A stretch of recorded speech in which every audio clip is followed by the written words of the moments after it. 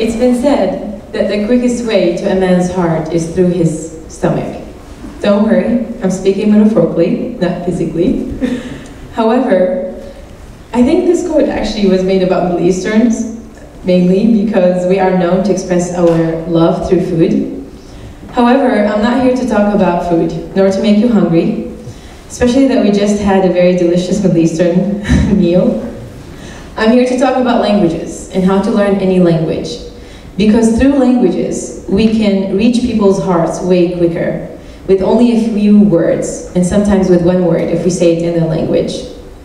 Nelson Mandela once said, "If you talk to a man in a language he understands, it goes to his head. If you talk to him in his language, that goes to his heart." Needless to say that learning another language is invaluable. And here are some of the benefits. More positive attitudes and less prejudice toward people who are different. Better communication skills, better analytical skills, more value in the marketplace, increased creativity, enhances listening skills and memory.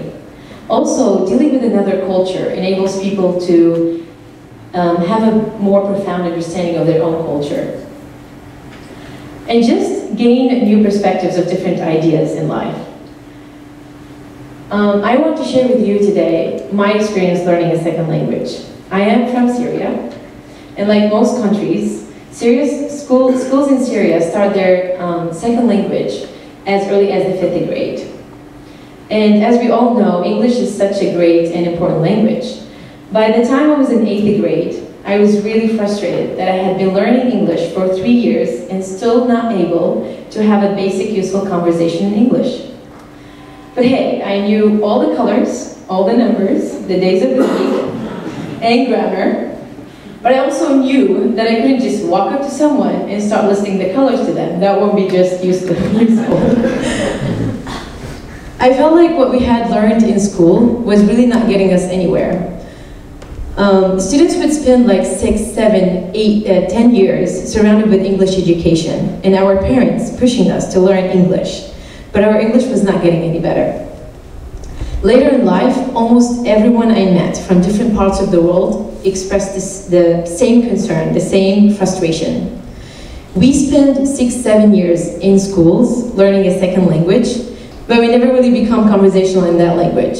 I thought to myself, this is absurd. There must be something wrong with the way that we learn languages. So as an 8th grader, I started using the resources that I had at the time to get more exposure to English. So I would listen to English songs. I would watch movies, American movies and TV shows with Arabic subtitles. I would even talk to myself in the mirror for hours in my room. I'll explain more about that later.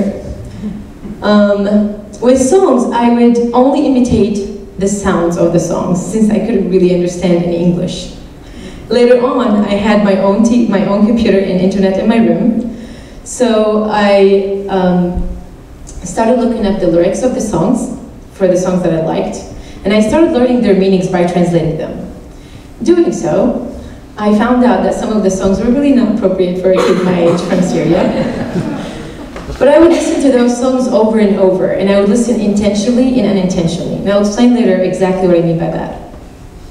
With TV shows, I found a very interesting, super funny, famous TV show that is still one of my all-time favorites, Friends. I would watch them on a daily basis, and while I was enjoying the show, I was paying attention, close attention, to the way they say things. And I would make sure that I focus on the patterns behind each context. Here, I was listening intentionally for the purpose of detecting patterns. See, patterns are very important. We can have the anticipation of how a language would work from patterns. We'd have the anticipation of how a sentence should be structured, or how a word is pronounced, or what would be the correct use of verb and tense. But I learned the hard way that patterns also have exceptions.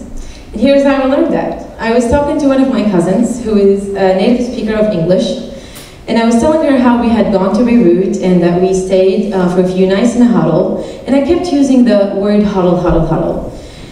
Until she asked me, I'm sorry, what's a huddle? And I'm like, you know, a place where you stay when you travel. She's like, oh, a hotel. And I was like, yep, that's the one. I kept laughing at myself for the mistake for hours.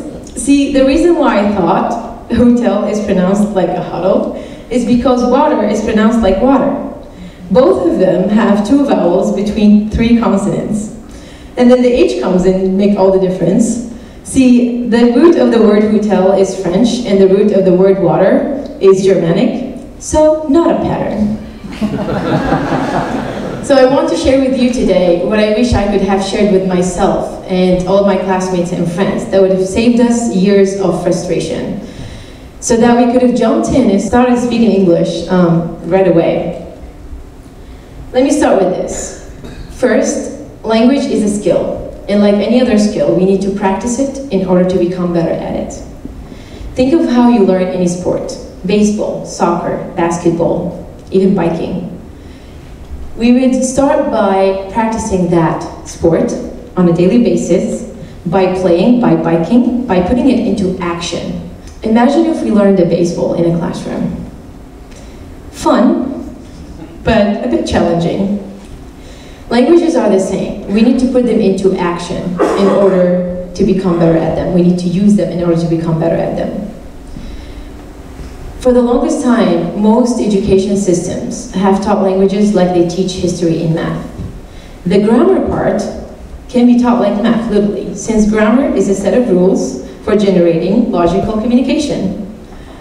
However, what I'm more concerned about is how to become conversational in a language, how to be able to express yourself, to understand others. So our first strategy is to make sure, this is the whole reason, why we learn languages anyway, is the main goal, to be able to speak that language and communicate. So our first strategy is basically try to learn languages by approaching learning that language with the mindset of learning a skill, by practicing it, by actually using it. Have you noticed that most language books start with teaching conversations with he and she rather than I and you? In conversations, we are talking to one another more directly, more personally. If we start learning to talk about the other person in the third person, the others mainly, we delay the process of us having conversations in the language. So make sure that you learn to talk about yourself and the second person, then move on to talk about the third person. Another strategy that is one of my favorite strategies. I was introduced to that one by a friend of mine, a brilliant man, Tony Marsh. Learning and using core verbs. Tony created the matrix method, a brilliant method that I was inspired to how I teach today. The matrix method explains that you can create an infinite amount of sentences and questions by using only one verb. He calls those verbs the core verbs. Verbs that we use on a daily basis in every sentence, every question almost. Like the verb I like, the verb I need, the verb I try, and so on. And this is how it works. Pick a verb, like the verb I like, think of the things that you like, and start learning them. I like languages, I like school, I like tea, and so forth. I think that we could apply this idea to most of the words, like the words beautiful, home, early. Exhaust the new words that you learn in a language by using them as much as you can. Apply the power of the word strategy. Also, languages can be taught and learned at any age. Of course, kids do it more naturally since their brain are built for it. However, when kids learn their first language, they are surrounded with people that speak that language for a year or two before they start making their first few simple sentences. They are not afraid of making mistakes. They just want to make friends and play. As adults, we can apply the same concepts with different approaches. But however, because us adults, we are often afraid of making mistakes and we want to say everything perfectly, obviously, we refrain from using that language. So mistakes are encouraged. The more, the better.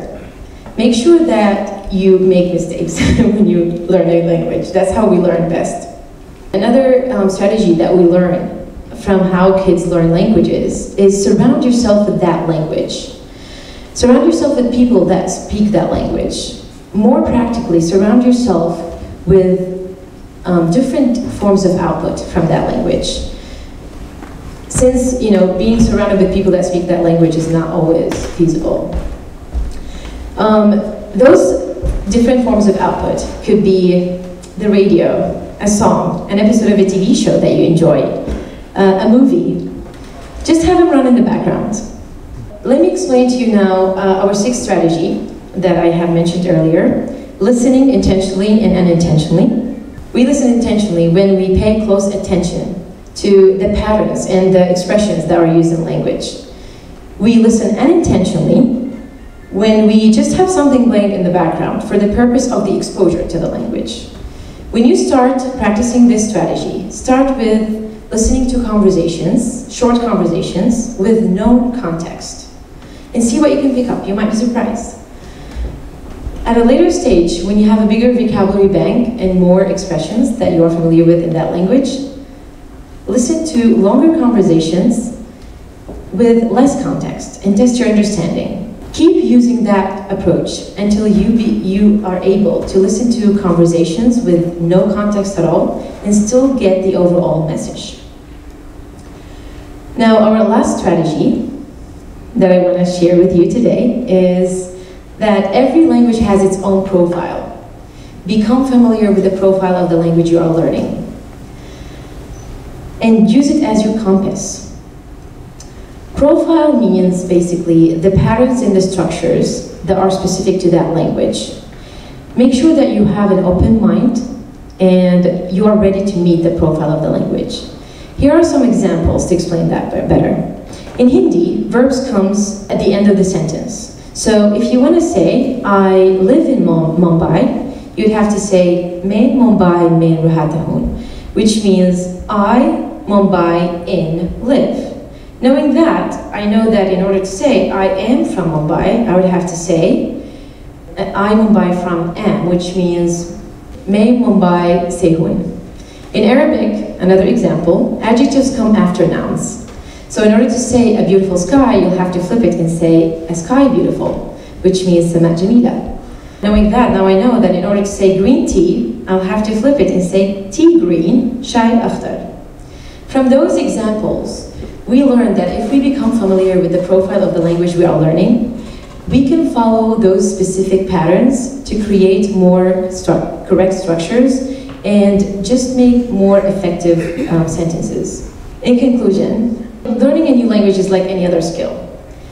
It takes commitment, time, practice, and effort.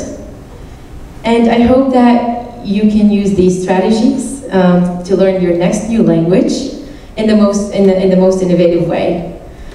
Become conversational and stay connected to the world. This is Rahaf Abuobeid. Thank you.